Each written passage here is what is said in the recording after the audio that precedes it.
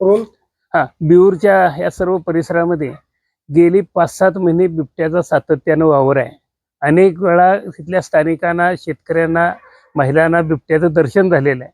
आम्ही आमच्या गावामार्फत आणि आमदार साहेबांच्या मार्फत फॉरेस्ट खात्याला बऱ्याच वेळा या कल्पना दिल्या, पण फॉरेस्टनी त्याच्यावर म्हणावी अशी सुरुवातीला दक्षता घेतली नाही आणि त्याचा परिणाम असा झाला की 30 तारखेला माझ्याच घराच्या जवळ एक 200 फुटावर एक लहान बालक राजवीर हनुमंत पाटील यांचं घर आहे आणि त्या बालकावर संध्याकाळी 6:45 वाजता 30 तारखेला तिची बहीण आणि ती अगदी रस्त्यावरून खेळून घरी येत असताना बिबट्यानं अचानक येऊन हल्ला केला आणि त्या राजवीरला, जो 5.5 वर्षाचं बालक होतं, त्याला घेऊन बिबट्या पळून गेल्यानंतर त्या मुलीनं आरडाओरडा केल्यानंतर तिथं उपस्थित असणारे स्थानिक नागरिकांनी बिबट्याचा पाठलाग केला। त्यावेळेला बिबट्याने 2 वेळा नागरिकांच्यावरही अटॅक करण्याचा प्रयत्न केला, पण गडबडीमध्ये एका ओढ्यावरनं उडी मारत असताना ते बालक त्याच्या तोंडातून निसटलं। त्यावेळेला ते मृत झालेलं होतं, पण ज्यावेळेला नागरिक मागं लागले त्यावेळेला त्याची धडपड चालू होती।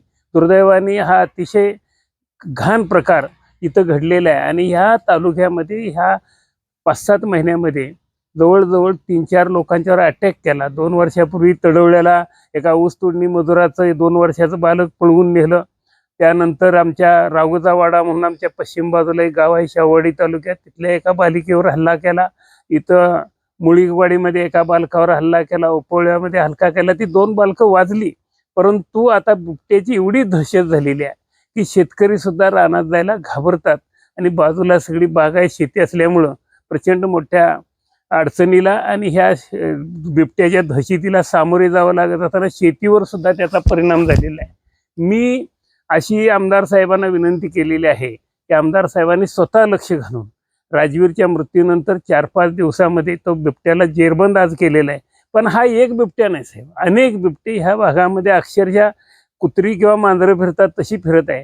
त्या बाबतीत काय करणार? तर सध्या आमदार साहेबांनी सांगितलं की जिल्हा परिषदेची निवडणूक चालू आहे, ही झाल्याच्या नंतर आपण मोहीम करू आणि फॉरेस्ट खात्याच्या मागं लावून हे आपल्या परिसरामध्ये हा डोंगरी तालुक्यामध्ये जे बिबटे रान शिवारात जन्माला आले आणि त्यांचा अधिवास आता ऊस आणि शेतमळीत झालेले आहेत, ते सगळे पकडून त्यांना अधिवासामध्ये सोडण्यासाठी आम्ही प्रयत्न करणार आहोत। आणि त्यासाठी कुठल्याही थराला जाऊन आमदार साहेबांनी तर सांगितलेलं आहे की आम्ही राज्य सरकारमध्ये उद्याच्या अधिवेशनामध्ये हा विषय मांडू, केंद्राकडे पाठपुरावा करू आणि बिबट्या जे हे आहे की शेड्यूल 1 मध्ये त्याचा शेड्यूल 2 मध्ये करण्यासाठी सुद्धा मी प्रयत्न करणार आहे। परंतु या बिबट्याच्या दहशतीतून इथल्या नागरिकांची मुक्तता करावी अशी आमची सगळ्यांची धारणा आहे।